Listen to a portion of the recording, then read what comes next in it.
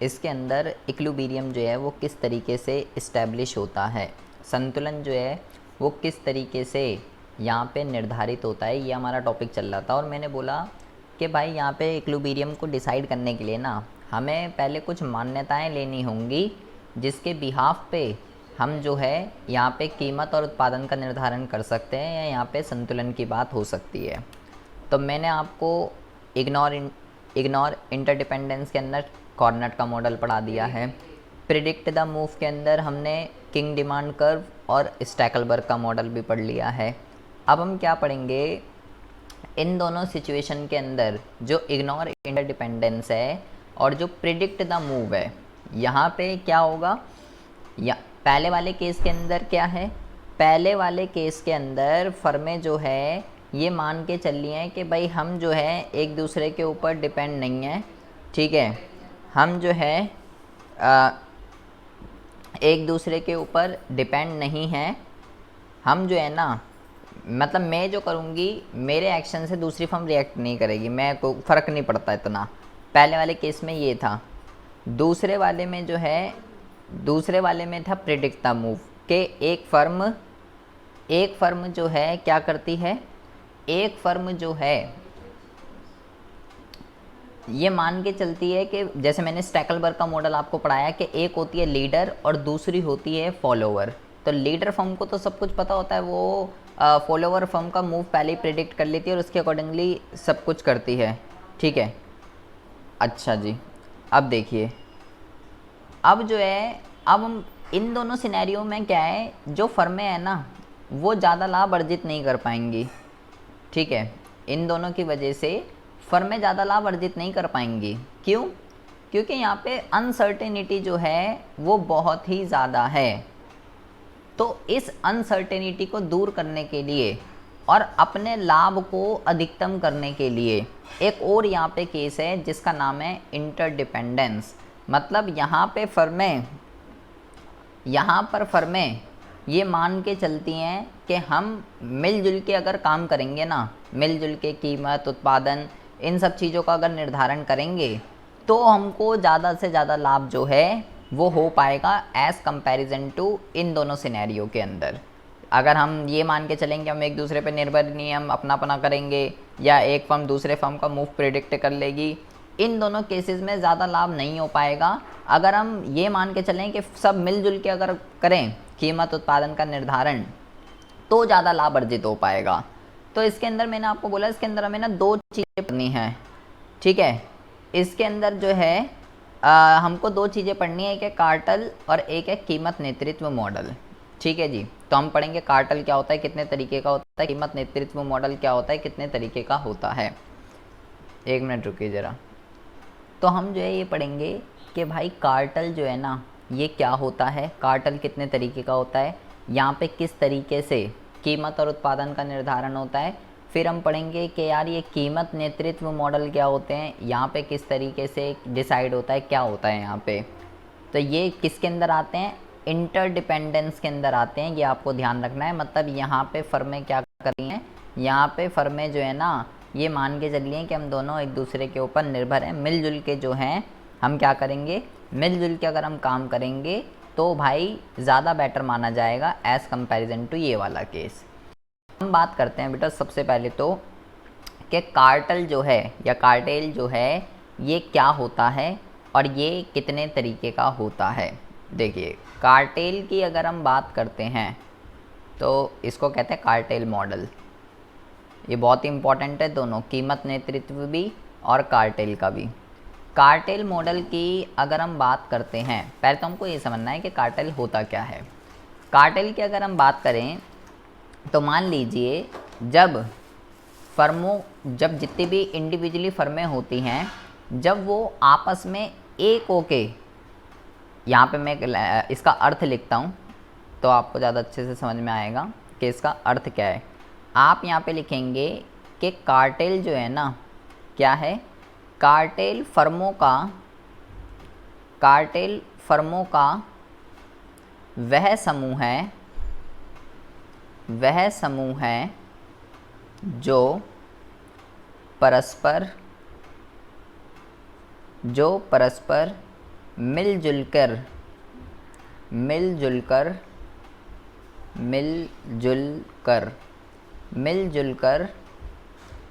कीमत तथा उत्पादन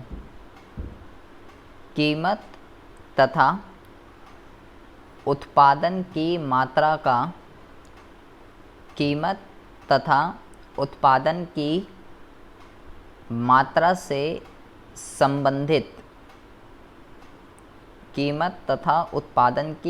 से संबंधी निर्णय लेता है। उस चीज़ को हम क्या कहते हैं? उस चीज़ को जो है हम कार्टेल कहते हैं। अब ये क्या कह रहा है, देखिए कह रहा है कार्टेल जो है वो क्या है, वो फर्मों का समूह है। ये जो यहाँ पे लाइन लिखी हुई है, ये लाइन जो है यहाँ पे बहुत ही ज़्यादा इम्पॉर्टेंट है। कार्टेल क्या होता है? कार्टेल फर्मों का समूह होता है जो परस्पर आपस में मिलजुल के क्या करते हैं, एक तो कीमत का और एक उत्पादन का क्या करते हैं, कीमत और उत्पादन से संबंधित जो भी डिसीजन लेने होते हैं वो सारे मिलजुल के लेते हैं। इसको एक एग्जांपल से समझते हैं। मान लीजिए एक ओलिगोपोली मार्केट के अंदर मान लीजिए 4 फर्में हैं। एक तो जो है एक ए फर्म है, एक जो है वो बी फर्म है, एक जो है वो सी फर्म है और एक जो है वो डी फर्म है। ठीक है जी। अगर ये क्योंकि कमी फर्में होती हैं, इसके अंदर मैंने आपको बताया मिनिमम 2 होंगी, मैक्सिमम 10 होंगी और ज़्यादा से ज़्यादा 4, 5, 6, 7 होती हैं बस। अगर ये सब इंडिविजुअली अपना अपना करें कि भाई मुझे जो रखना है मैं वो रखूँगा, बी सी डी जो मर्जी करे, बी बोले मुझे जो रखना है वो मैं करूँगा, सी बोले मैं अपने अकॉर्डिंगली प्राइस क्वांटिटी रखूँगा, डी भी यही बोले, तो इनको ज़्यादा लाभ नहीं हो पाएगा। लेकिन अगर ये बेटा चारों के चारों मिलके, क्योंकि वस्तुएं अगर इनकी समरूप हुई, एक जैसी हुई, तो भाई फिर तो प्रॉब्लम एरिया है। क्योंकि अगर वस्तुएं समरूप हुई, किसी ने कुछ प्राइस रखा, किसी ने कुछ प्राइस रखा, तो कोई भी ज़्यादा लाभ जो है अर्जित नहीं कर पाएगा।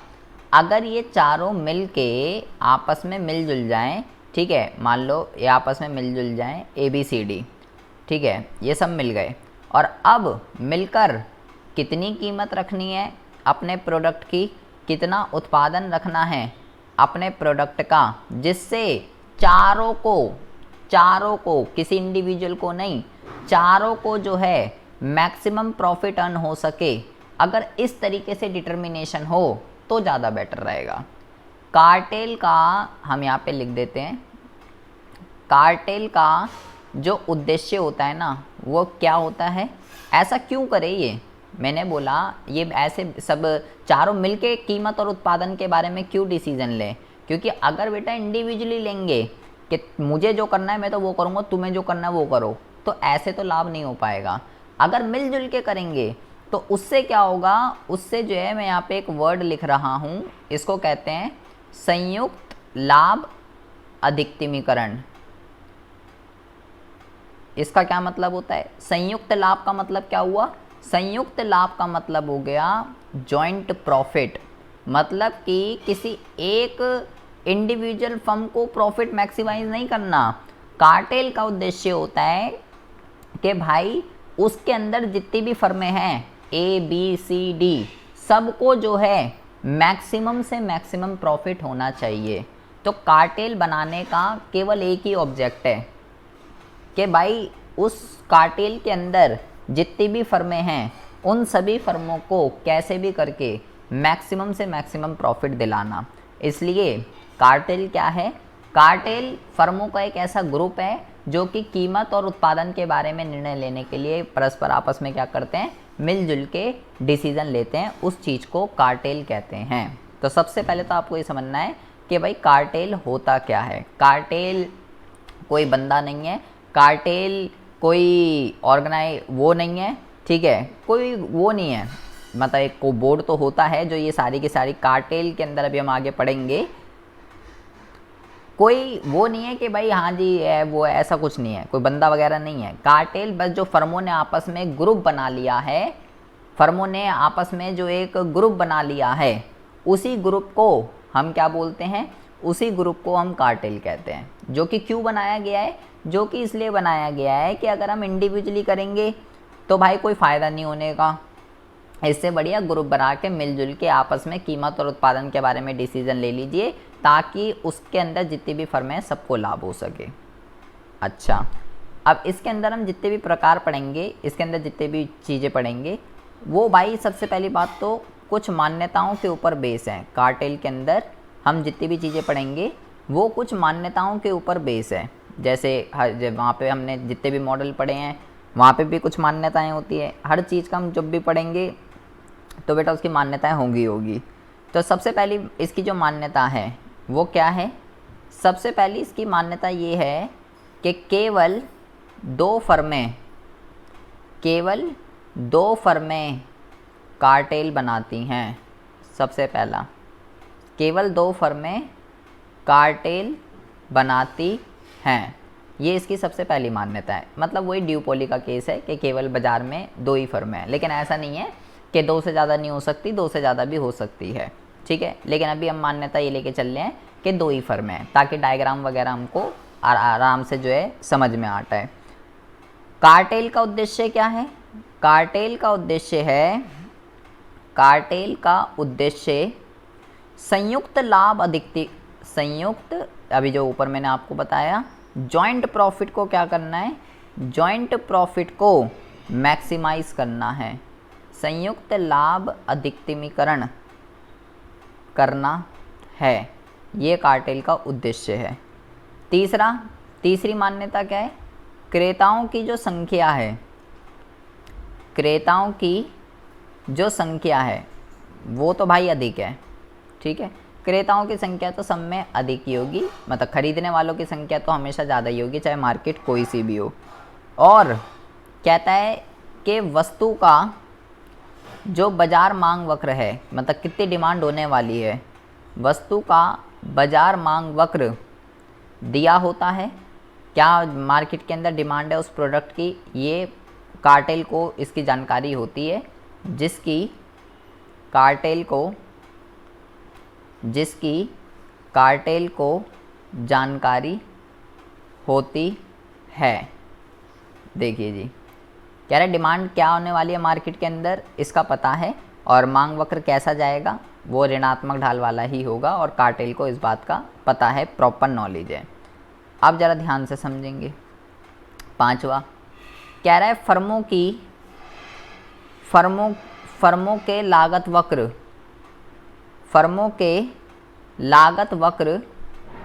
अलग अलग होते हैं।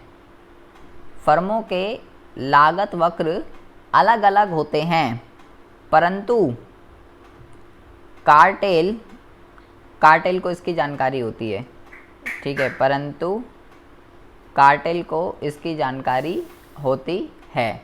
ये हमने यहाँ पे लिख दिया। इसका मतलब क्या है? ये बहुत ही इम्पोर्टेंट इसकी अजम्पशन है। ऐसा नहीं है कि ए फर्म की जितनी कॉस्टिंग आ रही है वही बी की आ रही हो, वस्तु भले ही समरूप हो, तो ए की कॉस्टिंग, बी की कॉस्टिंग, सी की कॉस्टिंग और डी की कॉस्टिंग, उसको बनाने की, उस प्रोडक्ट को बनाने की जो लागत है ना, सभी फर्मों की अलग अलग आ रही होगी। किसी की ज़्यादा आ रही होगी, किसी की कम आ रही होगी, किसी की बहुत ज़्यादा कम आ रही होगी, किसी की बहुत ज़्यादा आ रही होगी। तो कॉस्टिंग जो है सभी फर्मों की वो अलग अलग होती है। अगली जो मान्यता है वो है कि समरूप वस्तुएं हैं। समरूप वस्तुएं कौन सी होती हैं? जो रंग रूप आकार आदि में एक जैसी होती है, जिसमें उपभोक्ता जो है भेद नहीं कर सकता, उसको समरूप वस्तुएं कहते हैं। और जो एक दूसरे के, अब क्योंकि एक जैसी है, भेद नहीं कर सकता, तो उपभोक्ता उसको एक दूसरे के स्थान पे बहुत ही ईजिली क्या कर सकता है, बहुत ही ईजिली जो है उपयोग कर सकता है। परफेक्ट सब्स्टिट्यूट्स होती हैं। और लास्ट जो इसकी सबसे इम्पॉर्टेंट है, कह रहा है वस्तु की जो कीमत है वो कौन निर्धारित करता है? वस्तु की जो कीमत है वो जो है कार्टेल की नीति निर्धारित करती है, निर्धारित करती है। ये आपको ज़रा समझना है। कुछ कुछ यहाँ पे मान्यताएं बहुत ही ज़्यादा इम्पॉर्टेंट है। कौन कौन सी? पहले मैंने बोला इस कॉन्सेप्ट को समझने के लिए अभी हम डायग्राम समझना है हमें इसका। केवल 2 ही फर्म है, 2 इसलिए ली गई हैं ताकि डायग्राम आराम से समझ में आ जाए, ठीक है, उससे ज़्यादा भी हो सकती है। ऑब्जेक्ट जो है ना वो है कि भाई सभी फर्मों को लाभ जो है वो मैक्सिमम होना चाहिए, किसी इंडिविजुअल को नहीं। मांग वक्र पता है कैसा होगा, ऋणात्मक उछाल वाला, और कार्टेल को इसकी जानकारी होती है। सबकी कॉस्टिंग अलग अलग है, किसी की अलग है किसी की अलग है, ये भी बहुत इंपॉर्टेंट इसकी मान्यता है। वस्तुएं समरूप हैं, रंग रूप आकार आदि में एक जैसी हैं, जिसमें उपभोक्ता भेद नहीं कर सकता। एक दूसरे के स्थान पे हम इसको परफेक्टली यूज़ कर सकते हैं। और वस्तु की जो कीमत है ना वो कौन निर्धारित करेगा? वस्तु की जो नीति है, वस्तु की जो कीमत है वो कार्टेल की नीति जो है निर्धारित करती है। मतलब ऐसे नहीं कोई इंडिविजुअल फर्म डिसीजन लेगी कि ए ने कह दिया हाँ जी ये प्राइस रख दो, बी ने कह दिया ये कर दो, और सी ने कह दिया कर लो, ऐसा नहीं है। इसमें क्या होता है यहाँ पे ज़रा आप समझेंगे। जैसे मान लो 4 फर्में हैं, तो चारों फर्में मिलकर एक क्या बनाएंगी? चारों फर्में मिलकर एक सेंट्रल एडमिनिस्ट्रेटिव बनाएंगी, ठीक है, जो कि ये क्या करेगा? मतलब कार्टेल, इसको हिंदी में आप ये भी कह सकते हो कि एक कार्टेल बोर्ड बनेगा, ठीक है, जो कि सभी फर्मों का कितनी कॉस्टिंग आ रही है, क्या रिवेन्यू आ रहा है, क्या कितनी सेल हो रही है, ये सब चीज़ें चेक करेगा। मार्जिनल कॉस्ट चेक करेगा, मार्जिनल रिवेन्यू चेक करेगा, सेल्स चेक करेगा। सब चीज़ें जांच करने के बाद, सब चीज़ें जांच करने के बाद क्या करेगा? एंड ये बोर्ड का सब कुछ चेक वेक करने के बाद, कार्टेल की नीति सब कुछ देखने के बाद कीमत और उत्पादन का निर्धारण करेगा, ठीक है। ये जो बोर्ड है कार्टेल बोर्ड, ये क्या है? मान लीजिए जो सभी फर्में हैं ABCD, उसके जो मेन बंदे हैं सब उसके क्या होंगे? सब इसके जो हैं मेंबर होंगे, ये कह सकते हो, ठीक है भाई। ऐसे थोड़ी ना कि कौन है ये बोर्ड, कहाँ से आ गया ये बोर्ड, क्या है ये बोर्ड, भाई चारों फर्में मिल ली हैं तो वो फर्मों के हर एक फर्म का जो मेन बंदे होंगे, A फर्म का, B फर्म का, C फर्म का, D फर्म का, सारे फर्म के बंदे मिलके एक अपना बोर्ड बना लेंगे। सब चारों वो जो भी जितने भी मेंबर बन गए, अब सब फर्मों का इसमें मेंबर है, तो किसी के साथ कोई पार्शलिटी तो होगी नहीं कि ए को ज़्यादा देंगे प्रॉफिट, बी को कम देंगे, ऐसा कुछ नहीं है। सभी फर्मों के मेंबर है, जो भी डिसीजन लिया जाएगा मिलजुल के लिया जाएगा। तो यहाँ पे ये बहुत इंपॉर्टेंट है कि जो वस्तु की जो कीमत है वो पॉलिसी के अकॉर्डिंगली, जो भी कार्टेल की पॉलिसी डिसाइड हुई है उसके अकॉर्डिंगली डिसाइड होगी। कार्टेल बोर्ड डिसाइड करेगा, सब कुछ चीज़ें जांच पड़ताल करने के बाद कार्टेल बोर्ड सभी फर्मों के मेंबरों का जो है ये कह सकते हो समूह है, ये आप कह सकते हो। अब हम बात करते हैं मुद्दे की, ठीक है जी। ये हमने तो पढ़ लिया कि कार्टेल क्या है। कार्टेल फर्मों का समूह होता है जो कि मिलजुल के क्या करता है? कीमत और उत्पादन के बारे में डिसीजन लेता है। ये समूह इसलिए बनाया गया है क्योंकि अगर हम इंडिविजुअली डिसीजन लेंगे ABCD तो इतना प्रॉफिट नहीं कमा पाएंगे। ज़्यादा प्रॉफिट कमाने के लिए ये समूह बनाया गया है ताकि ओवरऑल जॉइंट प्रॉफिट मैक्सिमाइज हो सके सभी फर्मों का। और इस मुद्दे को समझने के लिए ये 7 मान्यताएं हमने यहाँ पे पढ़ी हैं। अब हम बात करते हैं कि ये जो है बेटा कितने प्रकार का होता है। ये बहुत आप ज़रा ध्यान से समझेंगे। कार्टेल की अगर हम बात करते हैं तो कार्टेल जो है ना वो 2 प्रकार का होता है। पहला जो इसका प्रकार होता है वो होता है केंद्रीय कार्टेल। पहला होता है केंद्रीय कार्टेल, या आप इसी को ही केंद्रीय कार्टेल को ही, इसका ही नाम है ये, इसको कहते हैं संयुक्त लाभ अधिकतमीकरण। संयुक्त लाभ अधिकतमीकरण इसी का ही नाम है।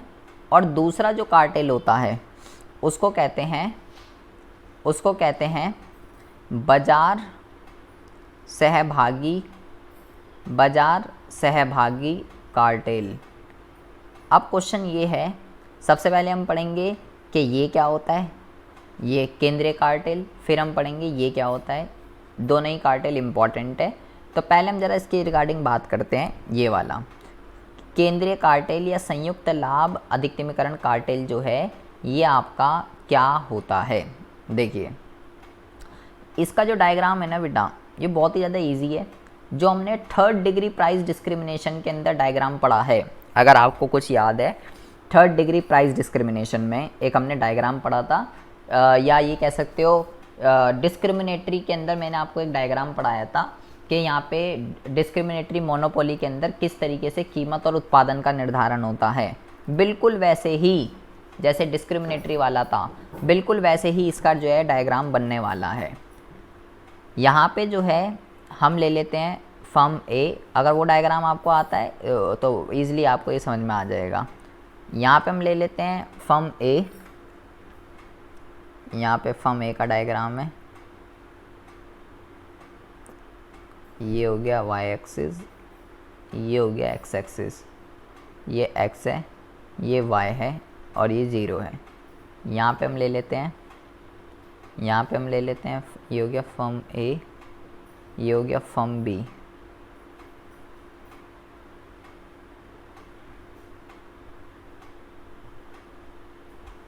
अब देखिए, इसको थोड़ा छोटा कर लेते हैं,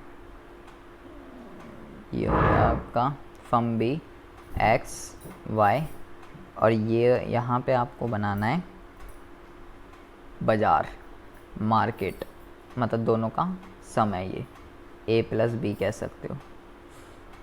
यहाँ पे भी बना लीजिए वाई एक्सिस,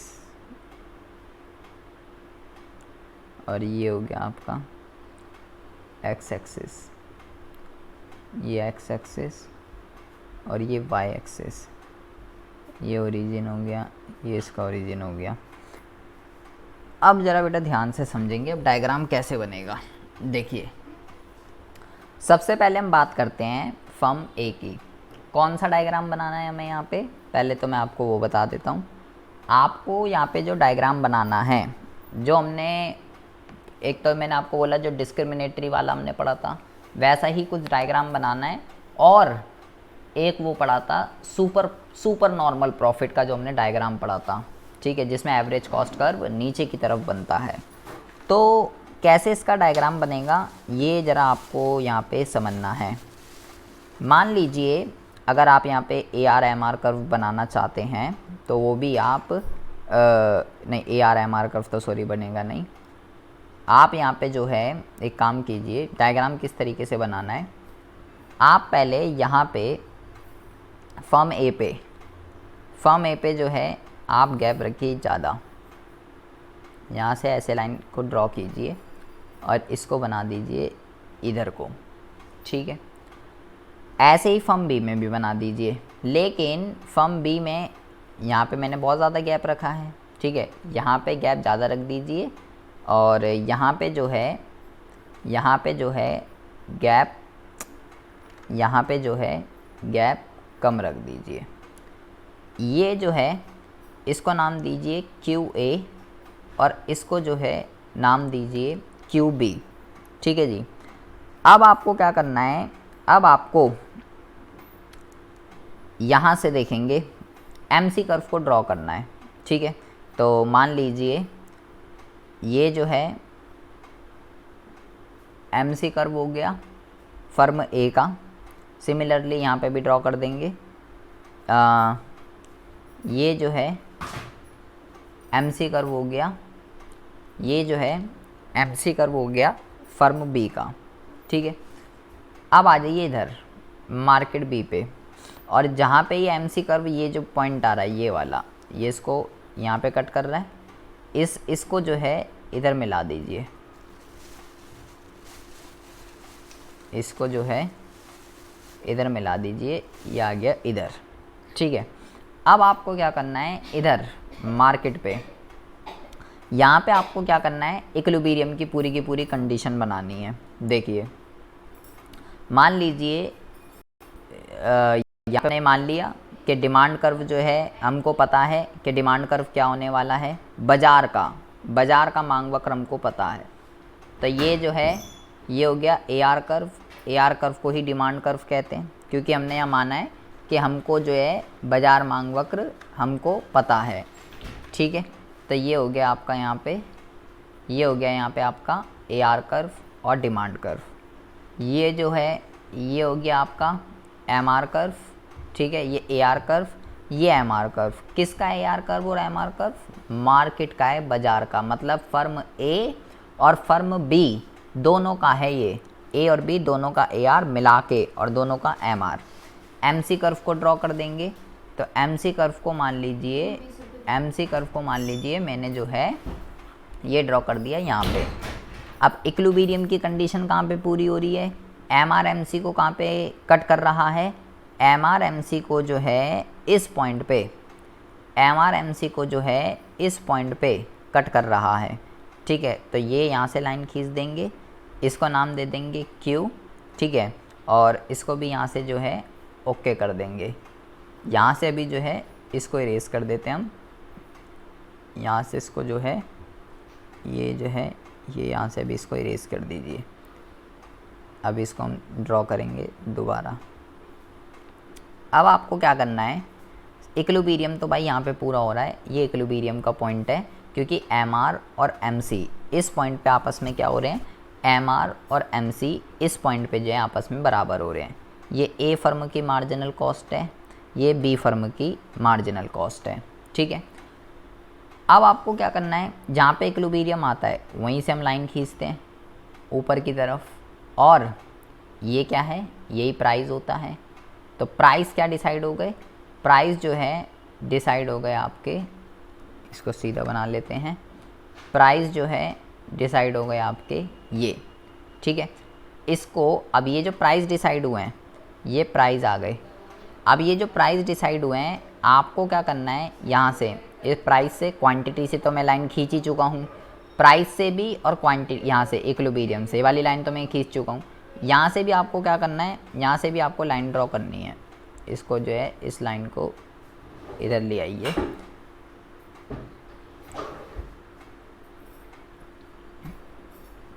ये आ गया यहाँ पे आपका प्राइस।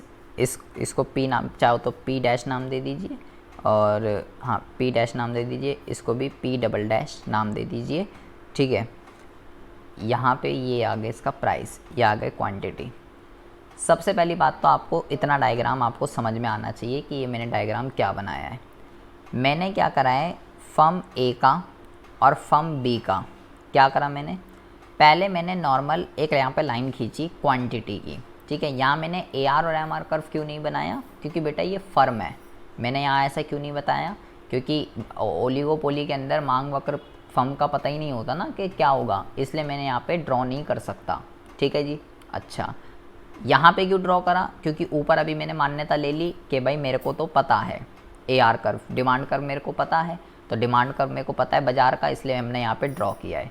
यहाँ पे प्रॉपर इक्विलिब्रियम, आप चाहो तो पहले मार्केट का भी बना सकते हो, प्रॉपर इक्विलिब्रियम की सिचुएशन बनाई, और जहाँ पे ई बिंदु और ये प्राइस वाला बिंदु आएगा, मान लीजिए एफ नाम दे दीजिए, यहाँ से आपको लाइन ड्रॉ करनी है दो, ए की तरफ आपको ज़्यादा गैप रखना है, बी की तरफ आपको थोड़ा कम गैप रखना है। ए की क्वांटिटी ज़्यादा रखनी है और बी की क्वांटिटी कम रखनी है, और मार्जिनल कॉस्ट तो दोनों यू आकृति के होते हैं, यहाँ से मार्जिनल कॉस्ट ड्रॉ कर देंगे। पहला मार्केट वाला बना सकते हो, उसके बाद ये वाला भी बन सकता है, कोई दिक्कत वाली बात नहीं है। लाइक आप इसको ऐसे भी बना सकते थे, अगर आप कह रहे हो कि भाई मैं तो पहले मार्केट वाला बनाना चाहती हूँ, तो आप इसको ऐसे भी बना सकते थे। पहले मान लीजिए आप मार्केट वाला बना लीजिए, ये हो गया आपका ए आर कर्व, ये हो गया आपका एम आर कर्व, ये हो गया आपका एम सी कर्व, और ये इसको यहाँ पे कट कर रहा है, ये इसको यहाँ पे कट कर रहा है, तो ये हो गया आपका इक्विलिब्रियम, ये हो गई क्वांटिटी, ये हो गई प्राइस, ठीक है, सॉरी प्राइस नहीं हो गई, ये हो गई इक्विलिब्रियम, और ये हो गया आपका प्राइस। अब देखिए इतना तो बन गया ये। अब आपको फर्म उसका बनाना है, फर्म ए और बी का, तो अब क्या कीजिए, फर्म ए और बी का बनाने के लिए, फर्म ए और बी का बनाने के लिए मान लीजिए यहाँ से ये हो गया ए का, यहाँ से जो है ये हो गया आपका बी का।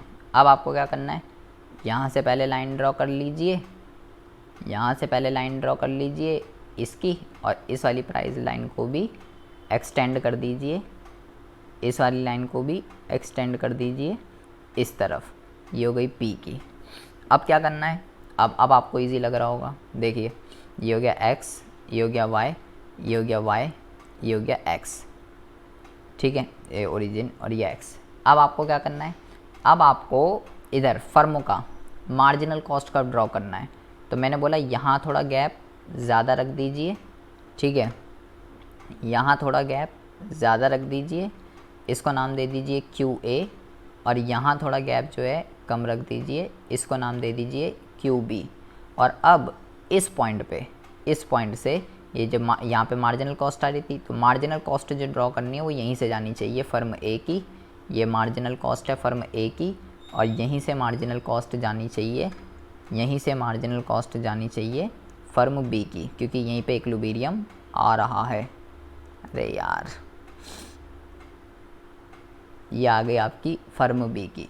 इस तरीके से ये ऊपर वाला डायग्राम हमने ड्रॉ करा है, देख लीजिए, ठीक है। पहले ये बता दिए, यहाँ तक कोई दिक्कत, इतना समझ आ रहा है या नहीं? हाँ सर। अच्छा, अब आपको क्या करना है, और इधर ए आर और एम आर ड्रॉ नहीं करने हैं। अब आपको क्या करना है, अब आपको एवरेज कॉस्ट कर्व ड्रॉ करना है, ठीक है, एवरेज कॉस्ट कर्व ड्रॉ करना है। ये प्राइस है बेटा, ये वाले, ठीक है। तो एवरेज कॉस्ट कर्व को आपको अगर ड्रॉ करना है, हमें बनाना है सुपर नॉर्मल प्रॉफिट का एवरेज कॉस्ट कर्व। तो सुपर नॉर्मल प्रॉफिट में ये प्राइस है, मतलब ए आर कर्व जो है, अगर मैं बना के दिखाना चाहूँ तो ए आर कर्व आपका यहाँ से जा रहा होगा, अगर होता ए आर कर्व, ठीक है, और एम आर कर्व जो है वो यहाँ से जा रहा होता, एम आर कर्व। तो अगर मेरे को सुपर नॉर्मल प्रॉफिट का बनाना होता तो ए सी कहाँ से जाता है, उसकी कंडीशन क्या होती है, ए आर ग्रेटर देन ए सी, तो ए सी यहाँ से जाता। तो आपको क्या करना है, आपको ए सी कर्व को ड्रॉ करना है। कहाँ ड्रॉ करना है ए सी कर्व को, कि वो मान लीजिए, और एम सी कर्व उसको जो है उसके मिनिमम पॉइंट पे भी कट करना चाहिए, ये कंडीशन भी पूरी होनी चाहिए। तो मान लीजिए कैसे बनेगा भाई साहब, मिनिमम पॉइंट पे भी कट करे, तो मान लीजिए ऐसे बना दीजिए, ऐसे, ये हो गया ए सी, इसके मिनिमम पॉइंट पे भी कट कर रहा है, और ये इक्विलिब्रियम पे यहाँ पे आ गया। सिमिलरली यहाँ पे भी बना दीजिए, ये हो गया ए सी, ये ए फर्म का है और ये बी फर्म का है। अब आपको क्या करना है, कितना लाभ कमा रही है फर्म ए, फर्म में इतना लाभ कमा रही है, ठीक है, ये वाला शेडेड एरिया, इतना प्रॉफिट ए फर्म कमा रही है, और इतना प्रॉफिट जो है बी फर्म कमा रही है। बट अब जरा आप ध्यान से देखेंगे, क्या आप मुझे बता सकते हैं कौन सी फर्म ज़्यादा कमा रही है, ए फर्म ज़्यादा कमा रही है या बी फर्म ज़्यादा कमा रही है? कौन कमा रही है? ए फर्म ज़्यादा कमा रही है, ठीक है। तो इसका मतलब क्या है, इसका ये मतलब नहीं बेटा ए फर्म ज़्यादा कमा रही है, हमारे को तो सबको जॉइंट प्रॉफिट मैक्सिमाइज़ करना था, ठीक है। तो भाई यहाँ पे जो है आपको क्या ध्यान रखना है, यहाँ पे आपको ये ध्यान रखना है, अभी तो मेरे डायग्राम के अंदर मेरे को ये दिख रहा है कि भाई ए फर्म ज़्यादा कमा रही है और बी कम कमा रही है, लेकिन हमारा उद्देश्य क्या था यहाँ पे, जॉइंट प्रॉफिट मैक्सिमाइज़ करना। ए फर्म ने जितना भी लाभ कमाया और बी फर्म ने जितना भी लाभ कमाया, कार्टेल बोर्ड इन दोनों फर्मों के लाभ को इकट्ठा कर लेता है और फिर दोनों फर्मों के बीच बराबर बराबर आपस में क्या कर देता है, बांट देता है। इस तरीके से यहाँ पे जॉइंट प्रॉफिट मैक्सिमाइज होता है। अभी तो ए और बी ज़्यादा कमा रही है बी से, तो ए ने जितना लाभ कमाया, बी ने जितना लाभ कमाया, जो अभी हम ऊपर पढ़ रहे थे, कार्टेल बोर्ड बनेगा, ये बोर्ड इनका लाभ इकट्ठा कर लेगा और दोनों फर्मों के बीच बराबर बराबर बांट देगा, ताकि दोनों फर्मों को मैक्सिमम प्रॉफिट अर्न हो सके। तो इस तरीके से कार्टेल के अंदर जॉइंट प्रॉफिट को मैक्सिमाइज किया जाता है।